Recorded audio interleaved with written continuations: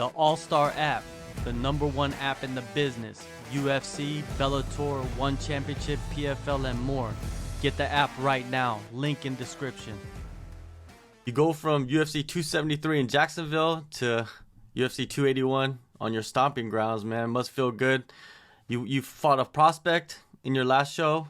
Now you got a veteran. I consider Montel Jackson a veteran, man, because I think he has at least around like 6 or 7 fights in that bantamweight division. So he's been around, you know. When they gave you Montel Jackson, what came to your mind first? I was like, another tall guy. That's it. They always throw all these freaking tall guys. Nah, I saw, like another veteran in the game. And I feel like somebody who's actually flew under the radar a little bit. Because he was racking up some solid victories, and even to the people they lost to Ricky Simone and Brett John.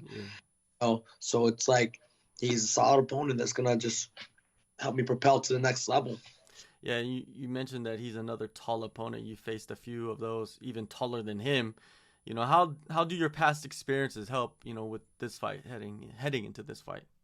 Well, I have to pressure him, but no, it's always interesting because like I'm like, all right, I fought a 6 foot dude, and I got to fight a 5'10" dude. Like everybody I fought is always bigger than me, which is hilarious. So I was like, here comes another tall guy, but whatever. He's the next up opponent in front of me, and that's who I have to now, I have to clear that path in order to kind of have any trajectory and moving towards where I want to move to.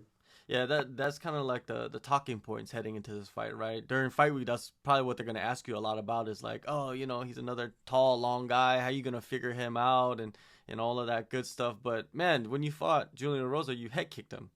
You know what I mean? Like, it's not like it's a difficult task for you. So, I mean, look, I fought, Ewell. Ewell was kind of like the same height as him. Yeah. Everybody fights tall and lanky. Like I said, they throw tall guys on me. Whatever, so it's always fun fight. I'm glad I get to fight again. Like I'm glad, because I was trying to actually fight before. I was trying to fight in the Long Island card with Shane, and that was his last fight.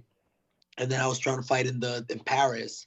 So I was trying to get opponents to fight a little earlier, but then this opportunity showed up. I'm glad it happened. My stomping grounds. Talking about Paris, is that something that you're looking forward to in the future? Is just kind of getting out into international waters a little bit more instead of just fighting in the States? Yeah, I like the traveling. It's fun. It's relaxing. That you go out there, you're away from everything, and just like, right, just show up and fight. That's it. Definitely. And if you look at Jackson, he's been out for more than a year, but if you look at his last 2 fights, he's had pretty decent performances against prospects. What were you able to read from those fights? Yeah, a lot of these prospects stood in front of him, and they ate his left hand, and that left hand sat him down. And it's someone that with tall and raging like him, you have to be really aware of. And maybe it's me. I just feel like there's points where he tries to lull you to sleep and then launch that like left hand, and it's something that I saw from them. I know like everyone tries to wrestle him down, but it's like we got our game plan set, and I'm just ready to scrap. That's it. I'm ready to scrap him. Do you think it's more of like a paddock wrestling? Because he also has pretty decent grappling himself, Montel Jackson. Mm-hmm. Yeah. I'm not sure. I know. I think they said he was going to be an Olympic hopeful or something like that. Yeah. So who knows? Maybe he'll bring it out this fight. I have no idea. I'm ready for anything right now. Yeah, you kind of hit it on the nail about him, like launching that left hand. You know what I mean? He doesn't really like set it up actually too much. It's just like it just comes out of nowhere. He does have pretty decent speed with it, and I think people don't respect the length, I guess, or the distance control. Mm-hmm. But he knows how to throw that left hand, and then what happens? He get caught right on the way in. Yeah, it happens a lot. And this fight is southpaw versus southpaw, man, which is always an interesting battle. Whenever you guys got those tricky southpaws, what are some of the intricacies, of a matchup like this that maybe a casual fan is not going to look into? You have to understand, for us lefties, our southpaws, we're used to going with so many people who are righties. And sometimes you might be like the only southpaw in the gym, or you look at another person. So it's like, even for us, like we deal with, like, when we have to deal with like a lefty, you're like, shit, no, you don't really have that many, you don't really go with that many lefties often. So it's like you have to, you have to kind of figure yourself out as a lefty and see what are your strengths, what are your weaknesses as a lefty. And then you have to remember that you're sparring a lefty, because then they're going to confuse you as well. But it happens because when you have two southpaws, like, all right, we got to figure each other out, because we're normally used to going with righties.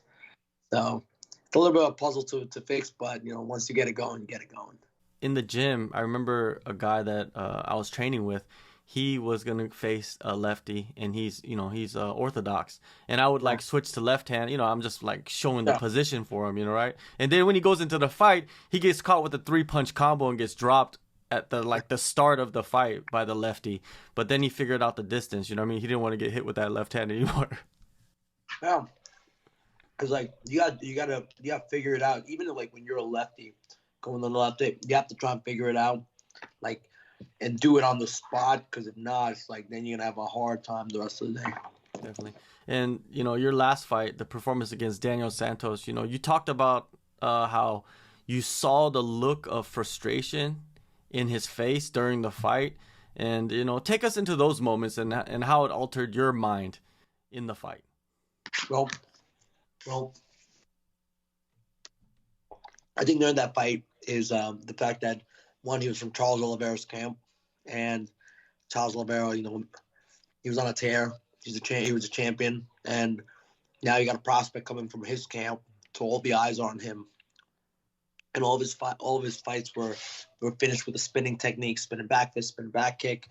And I think that's what I think people just thought that going in there with me, that was going to be the outcome of his fight, like a highlight reel knockout. And then what happened is I just took him into my world and just jabbed him, frustrated him, until the point that he would get desperate enough to just throw something, and that was leave openings. So it's like someone like him was being viewed so much, and someone like me was just being looked at as like, okay, this guy's just going to be let's just feed him to this young cat right here who's going to make a highlight reel out of him. That's the way I felt. And I was like, that's not going to happen. It's like, it's your UFC debut. That's cool. You're a prospect from Brazil. You're a prospect from Oliveira's camp, but it's not going to happen with me. Like, I'm not going to let that go.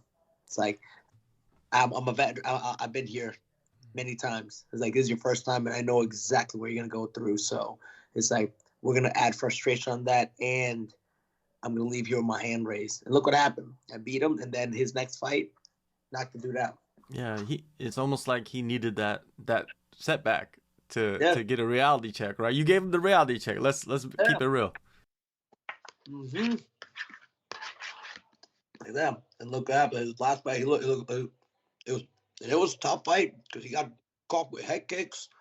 He got dropped, but came back and finished it. Yeah. Do you feel like at the start of the fight he was underestimating? You saw that in him, in maybe his movements, and maybe even during fight week when you ran into him, faced off with him? Did you see that? You know what? During fight week, I ran into him like once.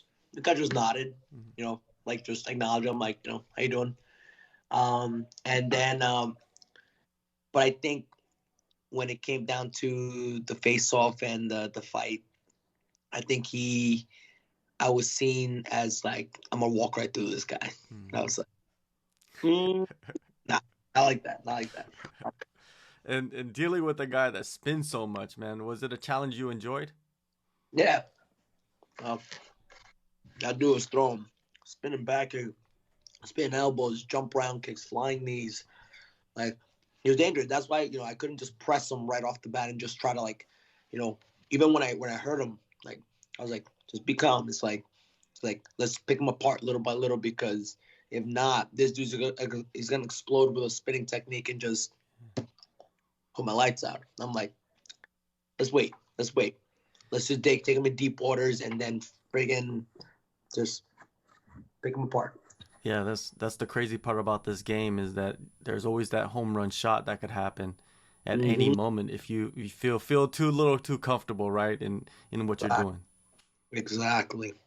And the missing weight part, it was 0.5. You know, you're very apologetic, you know, understandable, but giving away a percentage of your purse, man, does that hurt the most?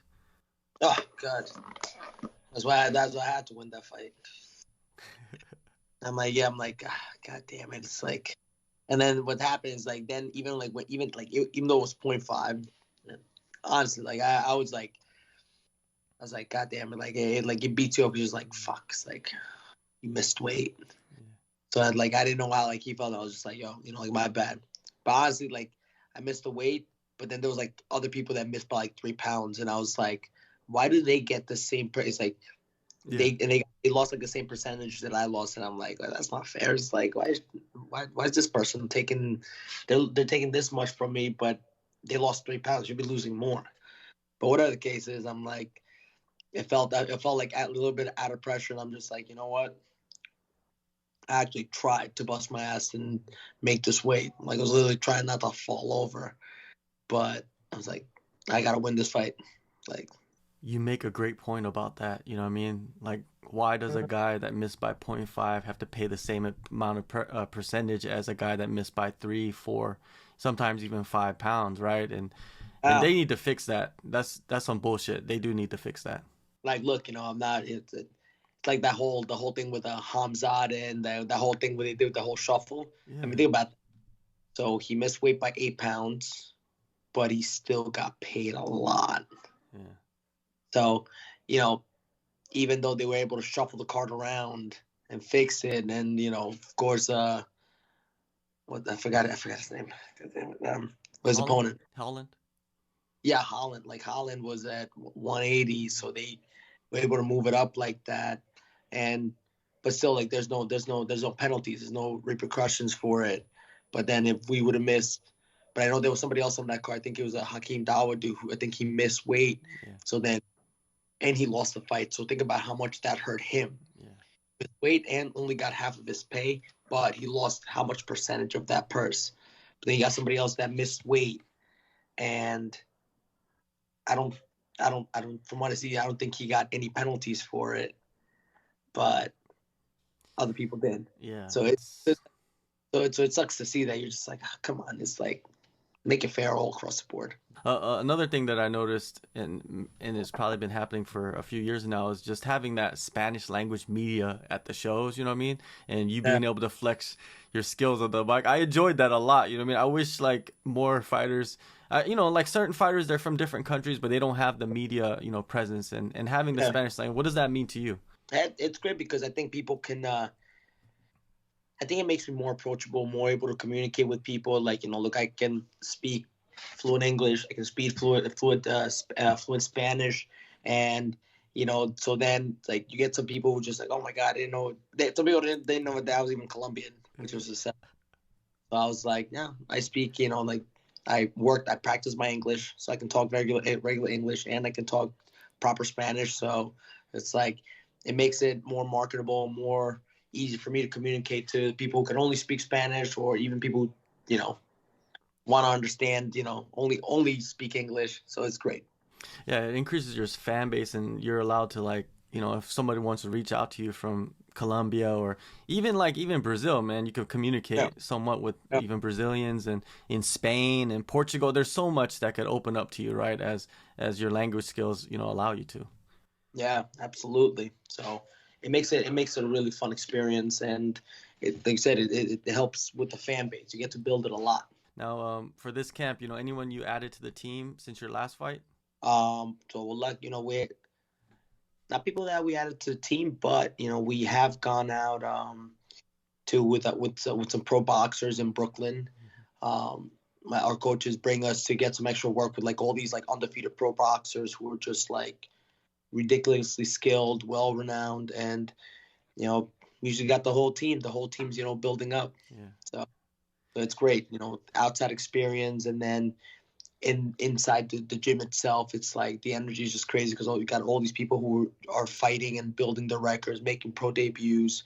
So it's like an electrifying, intense energy in the gym. And then when we go out to box with these guys, it makes it even more intense. Yeah, for sure. What about you personally? Like, have you added anybody like, for your schedule, that you can do outside of Tiger Showman? No, we like so only I did change my training schedule to be a little bit differently to incorporate actually more rest because I was just going 7 days a week, and then it's like you're noticing that I'm only you're going if you're going every single day, then are you really putting in 100% of effort into every single training session that you have? So then we made some days where I have a lot of rest, and then the days are going to be like a really high intensity, and now then the more like the people that would be considered that are kind of like we bring in was us going to the boxing gyms in Brooklyn and going with all these pro boxers, and then they got a lot of lefties. So that's the work that I needed for this. I look at this matchup with Montel Jackson. It's almost like the winner will get somebody in the top 15, like somebody out there like between 10 and 15 in the rankings. So what are you expecting out of yourself in the MSG, man? It's always a good platform right there. I'm looking to scrap, and I'm looking to leave there with my hand raised in victory. Like it's an all or nothing fight right now. Lately, the judging has been a big thing that everybody's discussing. You probably watched the last show and the show before that, and inconsistency is a big word that people like to throw around. The commissions, man, the promotions, they don't feel like they're doing. I don't feel like they're doing anything to push for any change. Do you have conversations with your teammates and your coaches about this problem? Yeah, it's interesting because you look at some of these fights that you'd be like, oh, they're razor thin, they're super close, and now you look at it, it's like, okay, what are they? Are they looking now more at damage? Are they looking at how you control somebody? And like it was brought up in a different interview. It's like, what you think of like the Peter Yan versus Sean O'Malley? I'm like, when you really watch it, Sean O'Malley caused damage. Peter Yan was taking him down though, but I guess in this fight they were looking for more damage than they do in ground control. But then there's other fights we have somebody like when Khabib was fighting, would take him down and just wrestle him and maul them, and even if they were just stuck there, just couldn't move, it's like you win like that. But then when you have somebody that's taking you down and ground and pounding, that doesn't really count. So it's like you said, it's like there's just a lot of inconsistency. So then it's like wherever you go to fight, you're looking at, okay, what is this commission looking at when we're fighting? Are they looking at us? How much damage are we causing overall? Or are you looking for like volume? Are you looking for control? Like what is it? It's like, how is it scored? So if I take you down 10 times, but I don't cause as much damage as you want, it doesn't really count. But then when you get up and you punch me, it's like that counts more than me taking you down and like working. So it's like I feel like they're trying to find it, but then it ends up becoming like a boxing decision where you're just like, what? It's like I was throwing this person around for 3 rounds, but how did they win? So it's a little confusing, and then you have to like try and figure it out.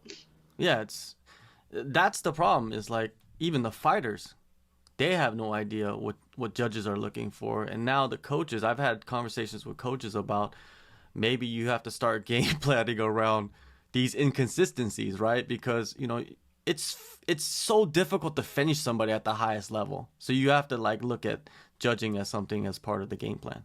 Like, did you watch that fight yesterday? I forgot the name of the first Dominican that just came to UFC against Vandera and the Waldo. Yeah, and the Vandera was he was landing nonstop leg kicks, like chops where he was limping around, while the other guy was landing more head strikes. And like in the first couple of rounds, you're like, okay, this guy's taking away his ability to really strike and really chopping away, causing damage to his legs. But how much are you really counting that towards the fact that this guy's just launching head strikes just to launch them? And what would be the scoring system like that? So it's like one's causing a lot of damage here, the other's causing a lot of damage here, which is going to cripple the rest of the body. Yeah. So it's like, how are you looking at it? And they were talking about it. Is it Dominic Cruz and Bisping? They were like, hey, so how would you score this fight? Because one guy's just breaking him down by his legs, and the other one's, trying to land headshots. But they're both clearly being effective. So how would you score it like that? And I was like, that's a really good question. But with the inconsistency, you don't know. Exactly. So hopefully, man, November Yeah. 12th, UFC 281, the judges won't be needed for your fight, man, inside MSG. If you want to know more about Julio or the event, go download the AllStar app in the descriptions. Julio, appreciate the time, man, and always, man, all the best in the fight. Thank you, my brother. Appreciate it.